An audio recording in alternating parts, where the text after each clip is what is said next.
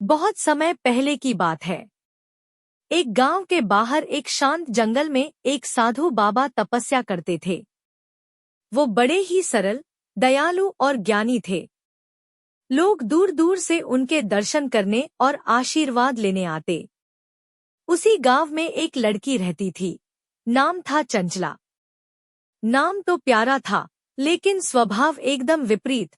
झूठ बोलती, चोरी करती, दूसरों को परेशान करती और बुजुर्गों का मजाक उड़ाती।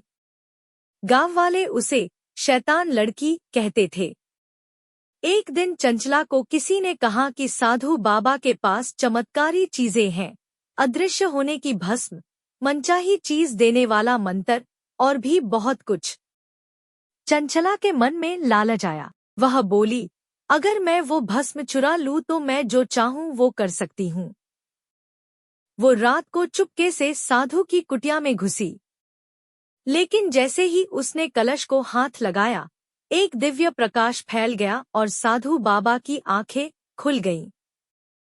बाबा बोले, बेटी, ये कोई आम चीज नहीं, ये तपस्या से प्राप्त हुई है। तुझे क्या चाहिए? चंचला घबरा गई, पर झूठ बोलते हुए बोली, मुझे तो कुछ नहीं चाहिए, मैं तो रास्ता भटक गई थी। बाबा मुस्कुराए, झूठ बोलकर कुछ नहीं मिलेगा, लेकिन सच बोलोगी तो ज्ञान मिलेगा। लेकिन चंचला हंसकर भाग गई और गांव वालों को जाकर बोली, वो बाबा तो जादूगर हैं। मैं एक दिन उनका जादू चुरा लूंगी। अगली रात चंचला फिर गई, लेकिन इस बार वह जैसे ही भस्म को उठाने लगी, वो भस्म हवा में उड़ गई और उसके शरीर पर आग की तरह जलन होने लगी। वो चीख पड़ी।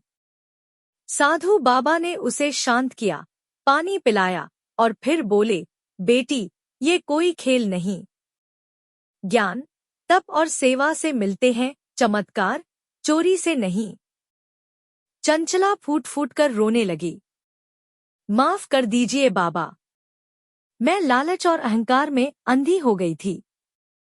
बाबा ने कहा, गलती स्वीकारना पहला सुधार है।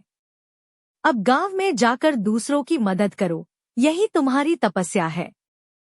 उस दिन के बाद चंचला ने शरारतें छोड़ दी। वो सबकी मदद करने लगी, बुजुर्गों की सेवा करने लगी और बच्चों को पढ़ाने लगी। लोग अब उसे चंचला दीदी कहने लगे।